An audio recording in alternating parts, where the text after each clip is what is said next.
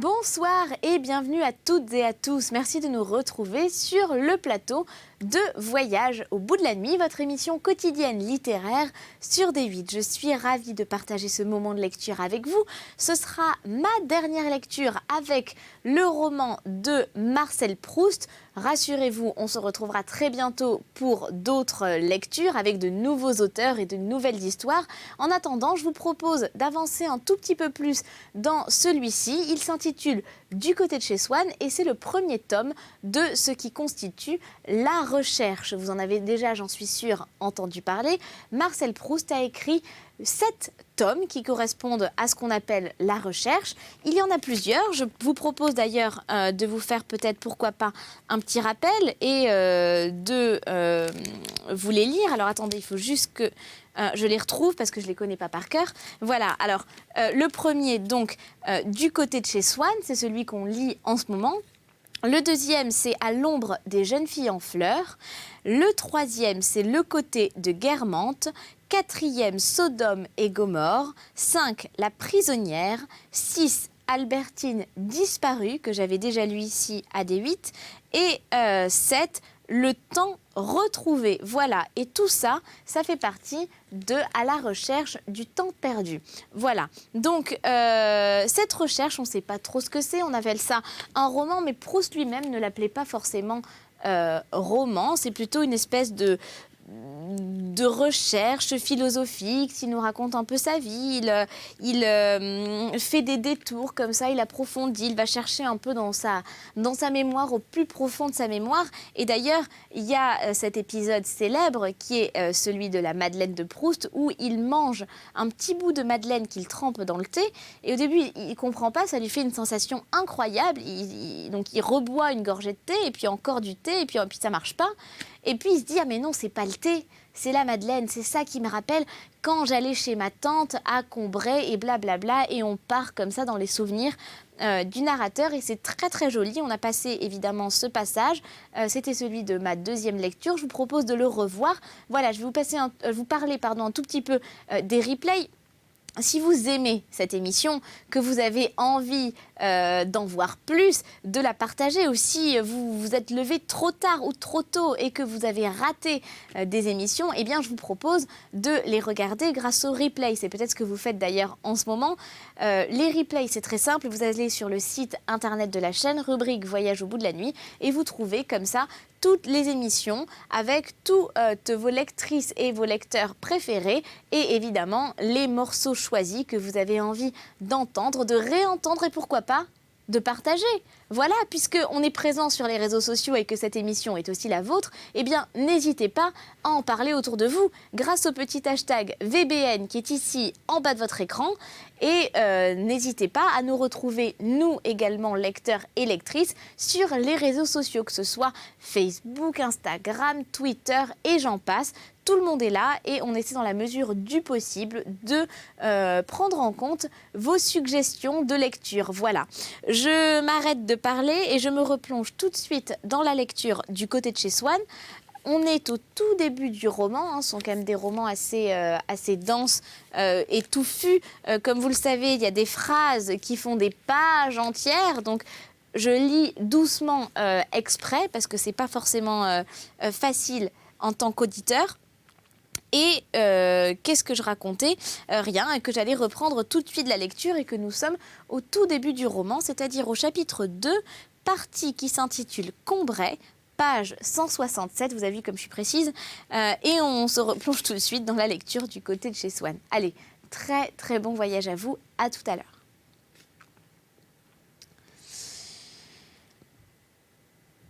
Je le connaissais beaucoup, et si cela pouvait vous faire plaisir qu'il écrive un mot en tête de votre volume, eh bien, je pourrais lui demander. Alors, je fais une toute petite parenthèse juste avant de reprendre. En fait, le narrateur est en train de lire et il se plonge avec frénésie dans la lecture d'un auteur qui s'appelle Bergotte et il est vraiment passionné par cet écrivain. Et à un moment, Swann lui dit, vient le voir, et lui dit « Écoute mon grand, en fait, c'est ce qu'il lui dit, je le connais beaucoup, ce Bergotte, donc si tu veux, en fait, je peux peut-être lui demander de te signer un volume. » Voilà où on en est. Et je n'osais pas accepter, mais poser à Swann des questions sur Bergotte. Est-ce que vous pourriez me dire quel est l'acteur qu'il préfère? L'acteur, je ne sais pas. Mais je sais qu'il n'égale aucun artiste homme à la Berma, qu'il met au-dessus de tout. L'avez-vous entendu? Non, monsieur, mes parents ne me permettent pas d'aller au théâtre. Mais c'est malheureux, vous devriez leur demander. La Berma dans Phèdre, dans le Cid, ce n'est qu'une actrice si vous voulez, mais vous savez, je ne crois pas beaucoup à la hiérarchie des arts. Et je remarquais, comme cela m'avait souvent frappé dans ces conversations avec les sœurs de ma grand-mère, que quand il parlait de choses sérieuses, quand il employait une expression qui semblait impliquer une opinion sur un sujet important, il avait soin de l'isoler dans une intonation spéciale, machinale et ironique, comme s'il l'avait mise entre guillemets, semblant ne pas vouloir la prendre à son compte et dire « La hiérarchie, vous savez, comme disent les gens ridicules. » Mais alors, et si c'est ridicule, pourquoi disait-il la hiérarchie? Eh bien, un instant après, il ajouta « Cela vous donnera une vision aussi noble que n'importe quel chef-d'œuvre. Je ne sais pas, moi, que les reines de Chartres. » Jusque-là, cette horreur d'exprimer sérieusement son opinion m'avait paru quelque chose qui devait être élégant et parisien, et qui s'opposait au dogmatisme provincial des sœurs de ma grand-mère. Et je soupçonnais aussi que c'était une des formes de l'esprit dans la coterie où vivait Swann, et où, par réaction sur le lyrisme des générations antérieures, on réhabilitait à l'excès les petits faits précis, réputés vulgaires autrefois, et on proscrivait les phrases. Mais maintenant, je trouvais quelque chose de choquant dans cette attitude de Swann en face des choses. Il avait l'air de ne pas oser avoir une opinion et de n'être tranquille que quand il pouvait donner méticuleusement des renseignements précis. Mais il ne se rendait donc pas compte que c'était, par exemple, professer l'opinion, postuler que l'exactitude de ces détails avait de l'importance. Je repensais alors à ce dîner où j'étais si triste parce que maman ne devait pas monter dans ma chambre et où il avait dit que les bals chez les princesses Léon n'étaient d'aucune importance. Mais c'était pourtant à ce genre de plaisir qu'il employait sa vie. Je trouvais tout cela contradictoire. Pour qu'une autre vie réservait-elle de choses sérieuses, il fallait qu'il pensât à autre chose. Est-ce qu'il y a des ouvrages de Bergotte où il est parlé de la Berma? Demandai-je à monsieur Swann. Je crois dans sa petite plaquette sur Racine, mais elle doit être épuisée. Et puis, il y a eu cependant une réimpression, et je m'informerai. Je peux d'ailleurs demander à Bergotte tout ce que vous voulez. Il n'y a pas 2 semaines dans l'année où il ne dîne à la maison. C'est le grand ami de ma fille. Ils vont ensemble visiter les vieilles villes, les cathédrales, les châteaux. Comme je n'avais aucune notion sur la hiérarchie sociale, depuis longtemps, l'impossibilité de mon père trouvait à ce que nous fréquentions Madame et Mademoiselle Swann avait eu plutôt pour effet, en me faisant imaginer entre elles, et nous de grande distance, de leur donner à mes yeux du prestige. Je regrettais que ma mère ne se teignît pas les cheveux et ne se mit pas de rouge aux lèvres, comme j'avais entendu dire par notre voisine, Madame Sazera, et que Madame Swann le faisait pour plaire, non à son mari, mais à Monsieur de Charlus, et je pensais que nous devions être pour elle un objet de mépris, ce qui me peinait surtout à cause de Mademoiselle Swann, qu'on m'avait dit être une si jolie petite fille, et à laquelle je rêvais souvent, en lui prêtant chaque fois un même visage arbitraire et charmant. Mais quand j'eus appris, ce jour-là, que Mademoiselle Swann était un être d'une condition si rare, baignant comme dans son élément naturel au milieu de tant de privilèges, et que quand elle demandait à ses parents s'il y avait quelqu'un à dîner, on lui répondait par ces syllabes remplies de lumière, par le nom de ce convive d'or qui n'était pour elle qu'un vieil ami de la famille, Bergotte. Que pour elle, la causerie intime à table, ce qui correspondait à ce qu'était pour moi la conversation de ma grand-mère, c'était des paroles de Bergotte sur tous ces sujets qu'il n'avait pu aborder dans ses livres, et sur lesquels j'aurais voulu l'écouter rendre ses oracles. Et qu'enfin, quand elle allait visiter des villes, il cheminait à côté d'elle, inconnu et glorieux, comme les dieux qui descendaient au milieu des mortels. Alors, Je sentis en même temps que le prix d'un être comme mademoiselle Swann, combien je lui paraîtrais grossier et ignorant, et j'éprouvais si vivement la douceur et l'impossibilité qu'il y aurait pour moi à être son amie, que je fus remplie à la fois de désir et de désespoir. Le plus souvent maintenant, quand je pensais à elle, je la voyais devant le porche d'une cathédrale, m'expliquant la signification des statues, et avec un sourire qui disait du bien de moi, me présentant comme son amie à Bergotte. Et toujours, le charme de toutes les idées que faisaient naître en moi les cathédrales, le charme des coteaux de l'Île-de-France et des plaines de la Normandie faisait refluer ses reflets sur l'image que je me formais de mademoiselle Swann. C'était peut-être tout prêt à l'aimer, que nous croyons qu'un être participe à une vie inconnue, où son amour nous ferait pénétrer. C'est de tout ce qu'exige l'amour pour naître, ce à quoi il tient le plus, et qui lui a fait faire bon marché du reste. Même les femmes qui prétendent ne juger un homme que sur son physique, voient en ce physique l'émanation d'une vie idéale. C'est pourquoi elles aiment les militaires, les pompiers. L'uniforme les rend moins difficiles pour le visage. Elles croient baiser sous la cuirasse un cœur différent, aventureux et doux, et un jeune souverain, un prince héritier, pour faire les plus flatteuses conquêtes dans les pays étrangers qu'il visite, n'a pas besoin de profil régulier qui serait peut-être indispensable à un coulissier. Tandis que je lisais au jardin, ce que ma grand-tante n'aurait pas compris que je fisse en dehors du dimanche, jour où il est défendu de s'occuper à rien de sérieux et où elle ne cousait pas, ma tante Léonie devisait avec Françoise en attendant l'heure de la lie. Elle lui annonçait qu'elle venait de voir passer madame Goupil, sans parapluie, avec la robe de soie qu'elle s'est fait faire à Châteaudun. Et si elle a loin à aller avant Vêpres, elle pourrait bien la faire saucer. Peut-être, peut-être, ce qui signifiait peut-être non, disait Françoise, pour ne pas écarter définitivement la possibilité d'une alternative plus favorable. Tiens, disait ma tante en se frappant le front, cela me fait penser que je n'ai point su si elle était arrivée à l'église après l'élévation. Il faudra que je pense à le demander à Eulalie. Françoise, regardez-moi ce nuage derrière le clocher, là, ce nuage noir, et ce mauvais soleil sur les ardoises. Bien sûr que la journée ne passera pas sans pluie. Ce n'était pas possible que ça reste comme ça, il faisait trop chaud. Et le plus tôt sera le mieux, car tant que l'orage n'aura pas éclaté, mon eau de Vichy ne descendra pas, ajoutait ma tante, dans l'esprit de qui le désir de hâter la descente de l'eau de Vichy l'emportait infiniment sur la crainte de voir madame Goupil gâter sa robe. Peut-être, peut-être. Et c'est que, quand il pleut sur la place, il n'y a pas grand abri. Comment 3 heures s'écriait tout à coup ma tante en pâlissant. Mais alors, les vêpres sont commencées. J'ai oublié ma pepsine. Je comprends maintenant pourquoi mon eau de Vichy me restait sur l'estomac.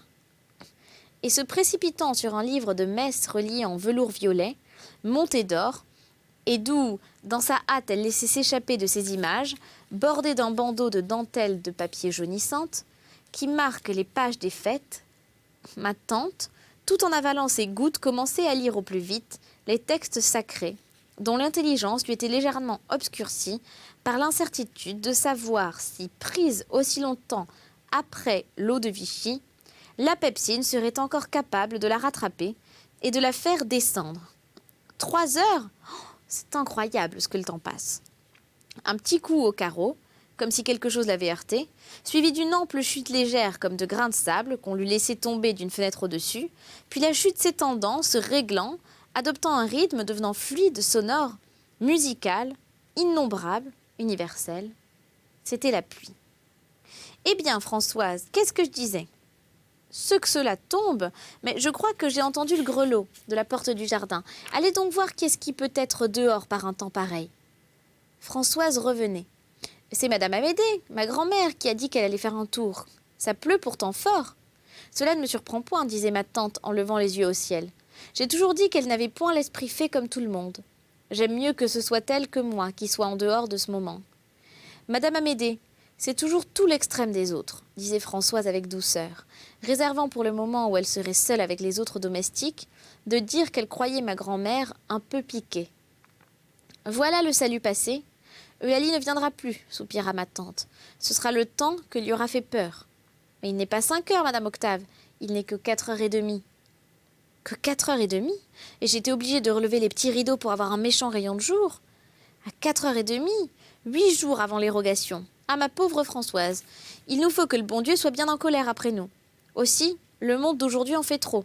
Comme disait mon pauvre Octave, on a trop oublié le bon Dieu. Et il se venge. Une vive rougeur animait les joues de ma tante. C'était Eulalie.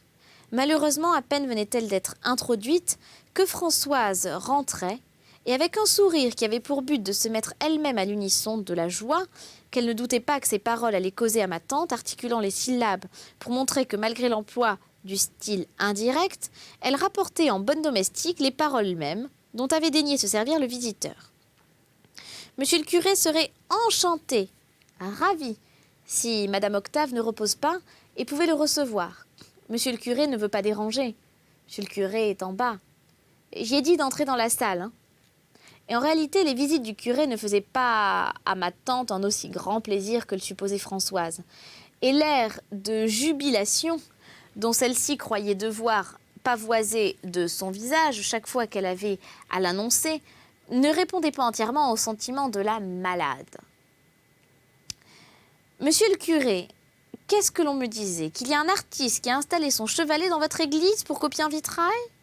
Je peux dire que je suis arrivée à mon âge sans avoir jamais entendu parler d'une chose pareille. Qu'est-ce que le monde d'aujourd'hui va donc chercher? Est-ce qu'il y a de plus vilain dans l'église?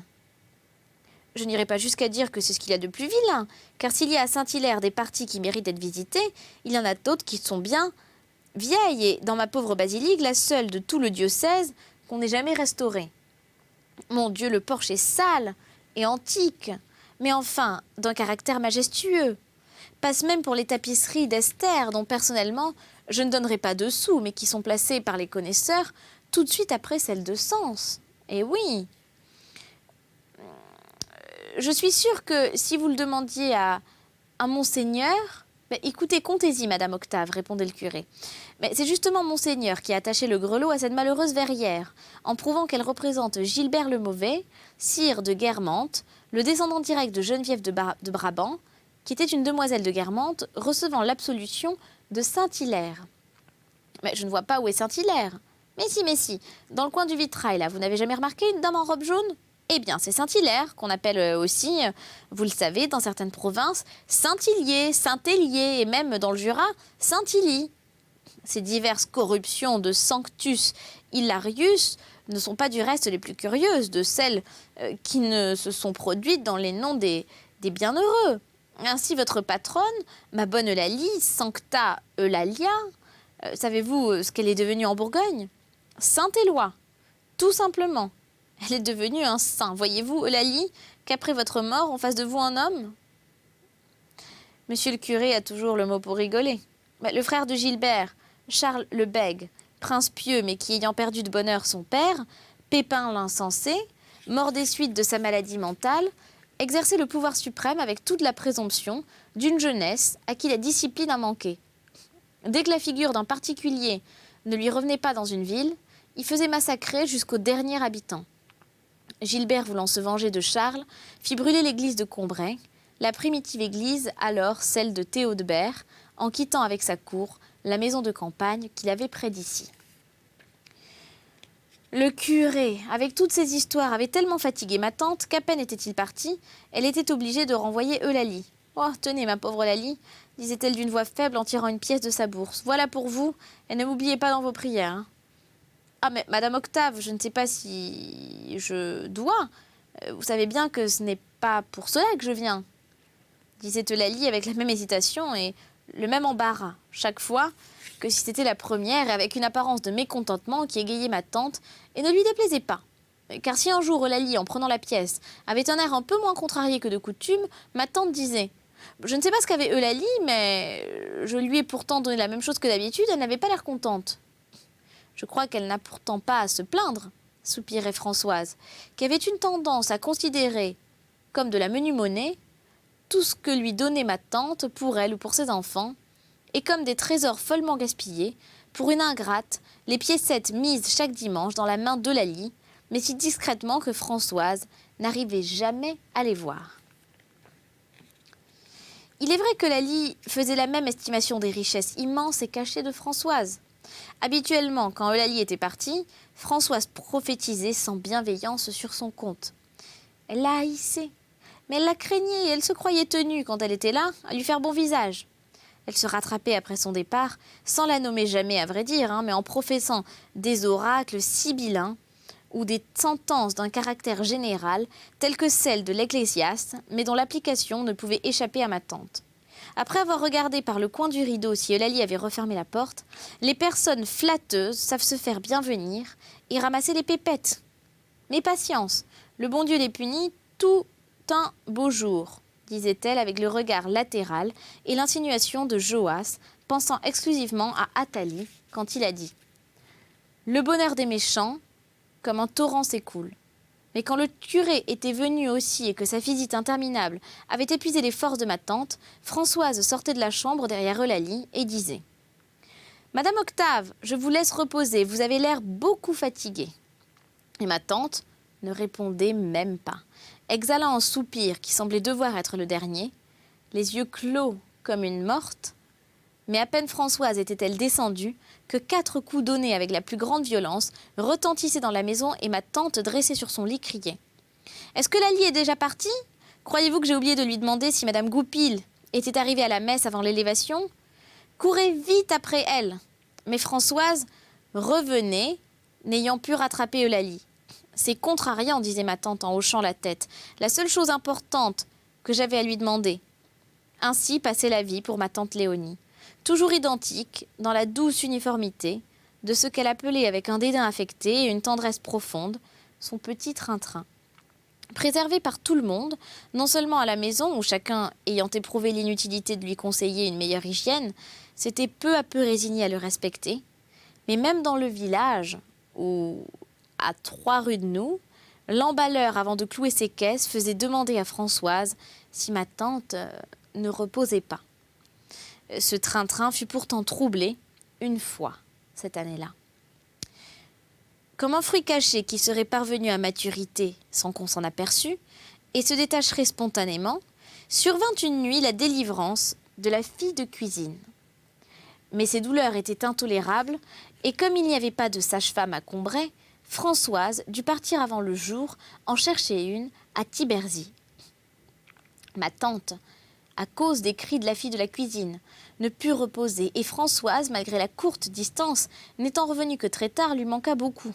Aussi, ma mère me dit-elle dans la matinée « Monte donc voir si ta tante n'a besoin de rien. » J'entrai dans la première pièce et par la porte ouverte, vis ma tante couchée sur le côté, qui dormait. Je l'entendis ronfler légèrement. J'allais m'en aller doucement, mais sans doute le bruit que j'avais fait était intervenu dans son sommeil et en avait changé la vitesse, comme on dit, pour les automobiles, car la musique du ronflement s'interrompit une seconde et reprit un ton plus bas. Puis elle s'éveilla et tourna à demi son visage que je pus voir alors. Il exprimait une sorte de terreur. Elle venait évidemment d'avoir un rêve affreux. Elle ne pouvait me voir de la façon dont elle était placée, et je restais là ne sachant si je devais m'avancer ou me retirer. Mais déjà, elle semblait revenue au sentiment de la réalité et avait reconnu le mensonge des visions qui l'avaient effrayée. Un sourire de joie, de pieuse reconnaissance envers Dieu qui permet que la vie soit moins cruelle que les rêves, éclaira faiblement son visage et avec cette habitude qu'elle avait prise de se parler à mi-voix, elle murmura « Dieu soit loué ». Et Dieu soit loué parce que c'est également la fin de cette lecture. On se retrouve très bientôt pour une prochaine émission, un nouveau voyage jusqu'au bout de la nuit. N'hésitez pas à nous envoyer vos suggestions grâce au hashtag VBN sur les réseaux sociaux. On se retrouve très bientôt sur D8. Allez, prenez soin de vous. Salut!